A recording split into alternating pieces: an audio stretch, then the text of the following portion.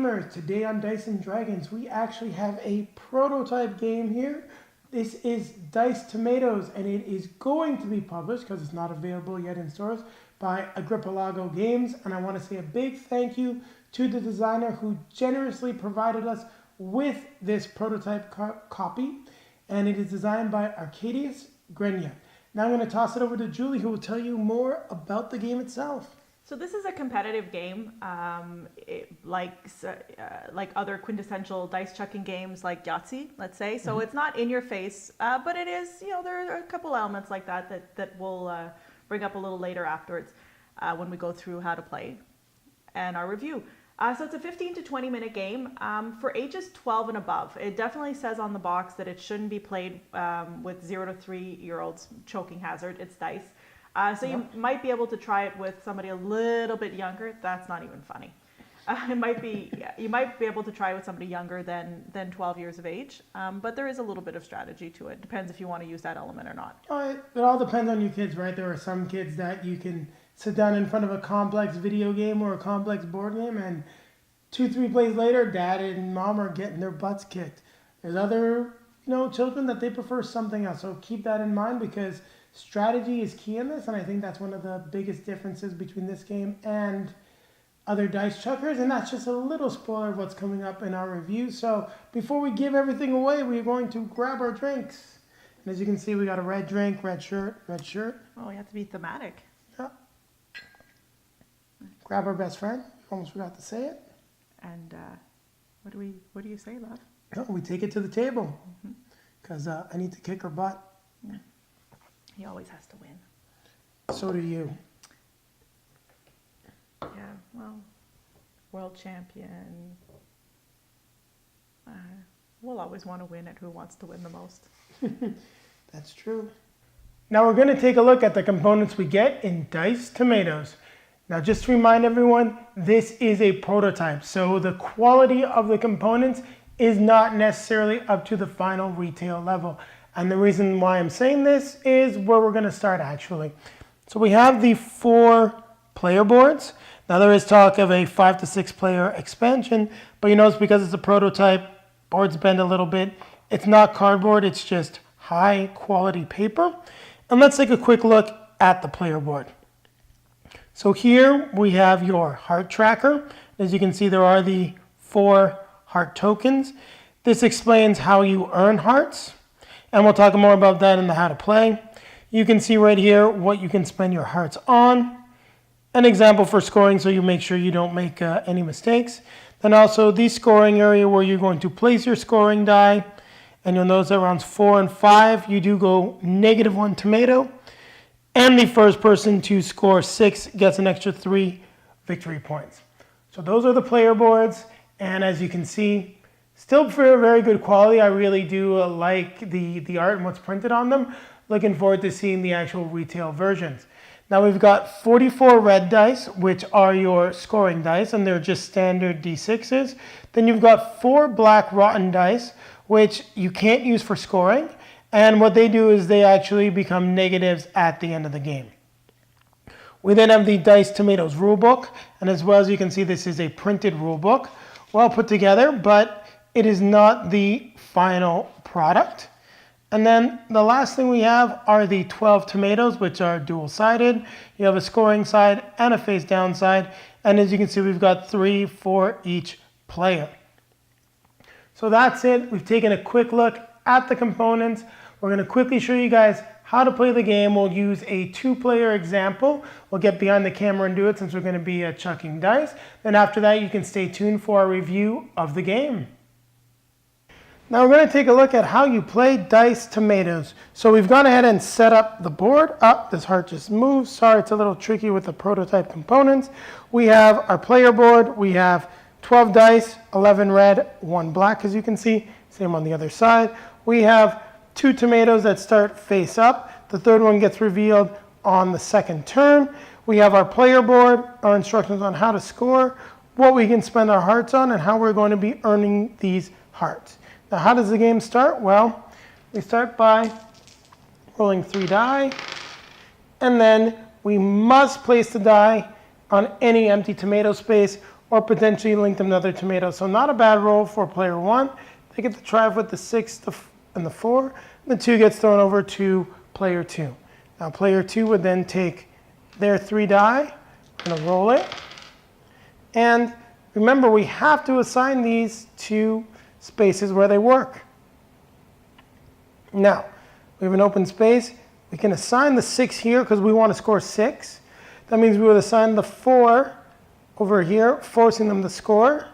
And yeah, we could essentially do that. Or, if I'm not mistaken, we can assign the 3 just for a little bit of strategy. So 3 would go here, meaning they got to get 5, 6. This die has no place to go currently.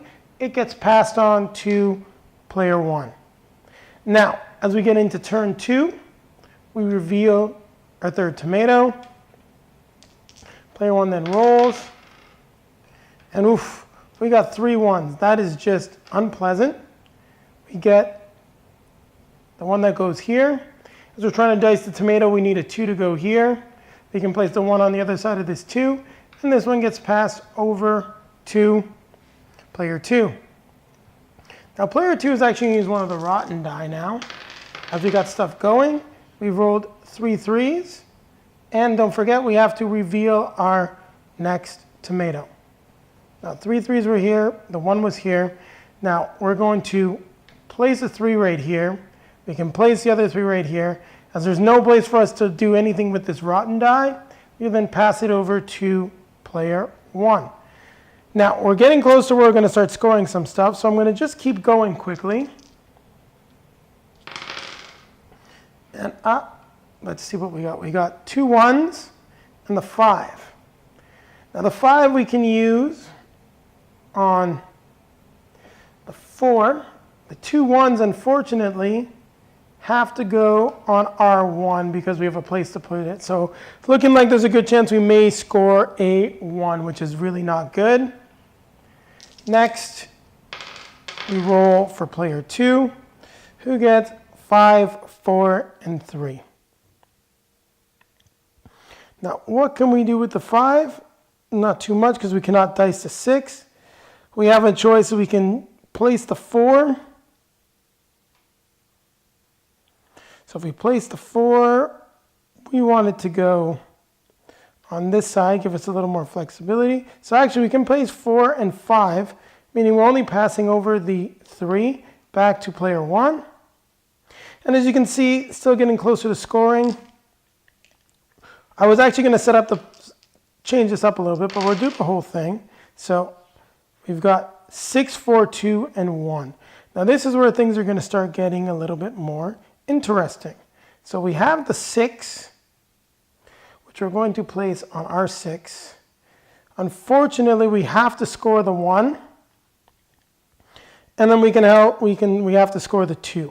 So what happens now? We take back these 4, we place the 1 on our player board, we take back our 4 dice,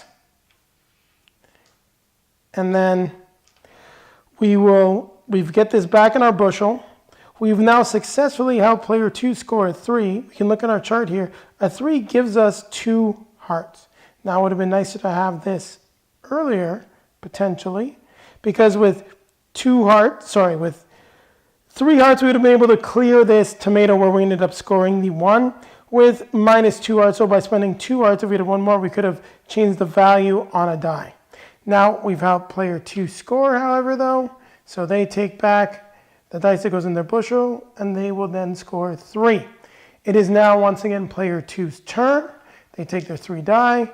We roll it up. We've got 4, 4, and a 2. The 2 goes here. The 4 shall go here. And, well, actually, we don't have to score this 2. We can take a chance because we'll be able to spend our hearts to clear that 2, actually, because we can go like this. We can put a 4 here, a 4 here, as we successfully helped player 1 score 4, which then goes onto their board. We will then gain 2 hearts, going up to 3. And it's still our turn. We can go spend 3 hearts, and I'm going to hold the board, slide down to 0, And as we do that, these return to player one's bushel. We are then able to clear our low-scoring tomato. But we've spent all our die, and who knows what's going to end up going there. Let's see what happens when player one rolls the dice. We'll roll again. Oof. That's a very nice roll, especially for all of us, because at this point, the only place that this can go is 5. And if anything, you're going to want to help score this 4. Let's put the 5 here. And the 5 goes on player's 2 board because you have to play it. So that's how you play the game. We'll do 2 more examples of this. And then what we'll do is we'll go right into a review of the game. This is giving you a good idea of how to play. And it turned a little bit into more of a playthrough, but still been pretty fun. So we'll roll for player 2. And we've got 5, 4, and 1. Now in this case, we really want to potentially score some good stuff. So we can put the 5 here, because it'll limit what else can be placed on it. And we want to really work towards our 4 as well, giving this back to player 1. Now player 1 wants to get rid of these silly rotten die, so let's see what we can do with it. Now we've rolled a 5 and a 4. Oh no, sorry, 5, 4, 5. Now, this 4 can only be placed on this other 4 here. The 5, well, we're able to place one rotten 5 here and a regular 5 there. Now, depending on what can be scored, we'll see what happened with player 2. Ooh, 6, 4, and 2. Luckily for player 2, that gets them to score the 4. We can place the 6 here. There is really no space for the 2. It gets passed over to player 1. We then score, and I touched it, I apologize, the 4, returning these to our bushel. And that was player 1 that rolled that. And because they scored 4, they gain another 2 hearts. Now I could have actually spent some of the hearts, but we were only up at the 4. So I'm going to go and we're going to just do a couple more things and try to spend some of the hearts, and then we're going to call it. Now, player 2 does not want this rotten die. It's their turn to roll. I think I saw that right. It is 3, 2, and 2. Now, we're going to place the 3 because we do not want to put a 2 out there. The 2 and the 2 can't do anything with. We're going to pass them back on the player 1. Player 1's going to roll. So we got 5, 1, and 1. Now, we can potentially score 5. We don't have to do that, and I don't think that's something that I would want to do because we don't really need any hearts in this case. So we're going to just score the 5, pass this back. Player 2 goes. Player 2 gets the 6, the 3, and the 2. Now we get something interesting that player 2 can do here by placing their 6. The 3 and the 2 go here, scoring the 4 for player 1, meaning that they get this back. And player 2 then gains, and I'm going to hold this down, 2 hearts, which may be useful in their next roll. So far, I'm trying to get the roll to show you guys how useful spending the hearts can be. Let's see what happens. So now we've got 6, 2, and 1. Well, the 6 is going to go here. 2 and the 1 get passed back over to player 2.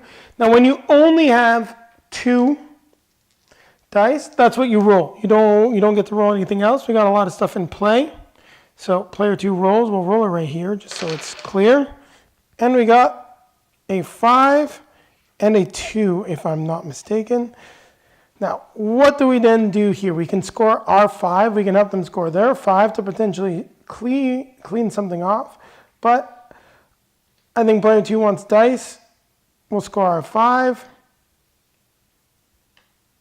But you know what? We don't actually have to score the 5. This actually takes me to what I wanted to do. We're going to spend the 2 hearts that we have. Go down to 0. I apologize for moving it. We'll flip this over to a 6 so that we score 6. I think that's a much better move. We get this back as we've scored this, and as this was not open when we rolled this, it gets passed over to player 1. And that took me a little longer than I wanted. It was sort of our how to play combined with the playthrough. You got to see how you spend the hearts. So now we're going to cut right here and we're going to go do our review of the game. Future Jason coming here, folks. Now, Julie and I just finished reviewing the game and I neglected to do scoring, I realized, as we were talking about the game. So let's take a quick look at it. We've got our last tomato and an almost fully scored board. Now, in this scenario, the first tomato scored 5. Second 6, third 2, the fourth one was 4. You also went down 1 tomato. The fifth one was 3, which also brought you down 1 tomato, which is why when you come to round 6, there is only 1 tomato left. Now in this scenario, we'll say that this tomato was scored by another player. They threw all rotten die and happened to line it up, meaning you're going to be scoring your 5, and these go into your bushel because it's the last tomato, and then you're going to totally count up all of the points. Sorry, I said totally, I meant to say tally up all the points. So you just add the value on the dice plus the 3 victory points, which is only available to the first person that scores, and then you subtract the rotten die. So in the scenario, we have 11, 13, 17, 20, 25, 23 minus 3 for a total of 20 points. And that is a score that, in this scenario, the player got. You then total up the score of all the other players. And it could still be higher. You might have someone that scored 6, 6, 6, 6, 6, and they would actually be the winner of the game.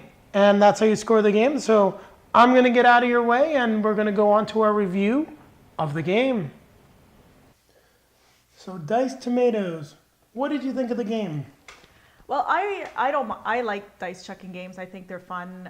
They're different from the strategy games that we play. I used to play Yahtzee as a kid all the time. So I mean, you got to take them. You got to take the fact that it's luck, right? Some days your rolling can be hot, and other days it can be absolutely horrible. So I mean, I think this one is this game. What I like about it is you got to have a strategy. There's a little bit of getting in your face. Now, I'm going to caveat to say I've only played the 2-player version, so I can't really comment on the 4. I can comment on the 2. You've played it with friends in a 4 version, so I'll let you comment on that one. But there is a little bit of a strategy involved of where you can help out to gain points as well. And I tried different strategies. I tried to see if going for lower and trying to finish faster might work as well. So I mean, it's interesting. I think it's something that can be played with people that don't really love to play board games. This isn't a board game as far as I'm concerned. It's just a fun game to play with friends, I think. Yeah, and I do like your comment about strategy, because the idea of maybe when you're going to flip that 3rd tomato, because you can go through the entire game and not flip your 3rd tomato. Now that could work out very well for you, or it could work out very poorly. So as Julie said with dice chuckers, randomness is not my favorite, but I feel that there's enough factors here that really sort of not limit, but maybe mitigate the damage that luck can do. For those of you that maybe skipped over my quick mini playthrough, didn't go through the whole thing, you kind of saw how completing somebody else's, even though you might be helping them score 6, could potentially clean your board and then let you score 6. There's the advantage of, forcing someone to score a certain way by making it so they can't do a sequence. They've got to do 4 of a kind, and that can be really annoying. And we had that happen during our playthrough. And then, in one of the games we played, you forced me to start a 1 series, which would have landed me a 1 point, right? So it meant that I had to work on clearing that so that I wouldn't have to score the 1. So it's there is some element to that also of forcing the other player's hand. So I mean, I'll let you, from a 2 perspective. I think what was difficult with that is it limited the options as far as I was concerned, and it was a little bit more in your face, where if somebody decides they're going to be a little bit more ruthless, it can be a little bit frustrating. Now the good thing about it that I can see is it was always close. It's not like one way or another, unless for us at least, there wasn't a time where you were beating me. No, I think the only time was when I kind of ran away with it a little bit the first time, but you were trying to do your lower scoring thing, so you got ahead of me and you were closer to finishing, but then the rolls didn't come your way. You were at like your fourth tomato, and then you were like, okay, if I can score a couple more threes, it'll be good. But then you were like 4, 5, 6, 6, 6, 5, and just wasn't working with what you already had on the board. Yeah. So, but what I mean is, it's not like you feel like there's no way you're going to win the game ever, or that you're completely out of the game, which is fun. No, and when I played it with 4 players, I just want to stress this: there is a slight misprint in the current version of the rulebook. Zan is aware of it. He's going to change it. So we played it wrong. Like, we weren't doing the sequencing properly. But the one thing that we did get was that sort of fun, in-your-face flavor, throwing the dice. And when there's 4 people playing, you mean there's 4 different sets of places for you to put your dice. So you've got stuff going on all the time. It was a lot of fun. We had some confrontational elements where it's like, oh, you're going to do that? Well, I've got 3 rotten die, and hopefully I'm going to make you score and take all 3 of them, because then I'll get my hearts, and then you're going to have to score and not get as many points. You're going to score but get 3 negatives as well. So that's what I did like about it. I also do like the one thing that I don't believe I mentioned but the other plays when you're calculating your victory points, and I'll probably shoot a quick aside to add in there, but your victory points are the totals of what you have on your die plus the extra victory points at the end and the rotten die. So there is that element of strategy of trying to get rid of those die. I mean, you might actually let someone score and end the game if you think you've got more than them, but if you somehow scored them with 3 rotten die, you've just annihilated those extra 3 victory points. And I think that's really cool. So I do enjoy this game. It is a fun dice chucking game, and I definitely can see it getting out to the table fairly easily for us when we've got family over, or we're waiting for a game day and we got 2 people that show up before everyone else. Yep. So go ahead, Julia, I'll let you give it its final score. I'm going to give it a solid 7.5. I mean, it's not the huge games that I love, but I think for what it is, I think it's got an interesting spin on it. It's got enough different, as you, not to rehash everything you said, but the strategy element of it. I think it's cute also. I mean, when we got all the dice out, I said this really looks like a diced up tomato with all the seeds. So for that, I think for the production value of the design element of it, I mean, obviously, as Jason said, this is a prototype version we were looking at, but the idea of these are diced tomatoes is on point. Yep. And I agree with her. I like that. That was a great comment. I mean, you guys kind of even saw it in the component overview. It kind of made it look like a tomato. But the rotten die were separate. I should have kind of put the seeds in the middle. Note for next time. But I enjoyed the game. I'm also going to give it a 7.5. I think it is a great family game. If you have a family that likes Yahtzee and maybe you want to sort of take a step beyond it, get something a little bit more strategic in terms of, instead of just chucking the dice and scoring, well, this takes that chucking element that people love, and I don't know why do humans love dice chucking? Not sure. It's a lot of fun anyway, because we've probably been doing it since we were cavemen and rolling pebbles. Yep, that's a good point. But it gives you that extra strategy, so you're actually trying to score a specific thing, and you've got ways of changing things up, and that's what I really enjoy. So as we always let you guys know on Dice and Dragons, let us know what you think of the video. Like, comment, subscribe. Julie likes when I tell her about what we get in the comments and what's going to be popping up above our heads. There's going to be links to other reviews. Yeah. See, that's what happens when you ask me to say stuff I don't normally say. Yeah, well, it also makes for some good TV. Good bloopers, yeah. You could also like, subscribe, as Jason said, and comment, because we like to read those. Yeah, and take a look for our social media feeds. Feel free to follow us there and find out what's going on and what may be coming next. So we're going to grab our drinks, grab our best friend, and what are we going to keep doing? We're going to keep playing games. Keep playing games. You were pretty ruthless. I didn't get to win this. No, but I played light the first time, and then you tried a strategy, and you got unlucky. You weren't frustrated with me. Nah, I was frustrated that I couldn't roll anything to save my life. Oh, well, at least you weren't frustrated with me for a change.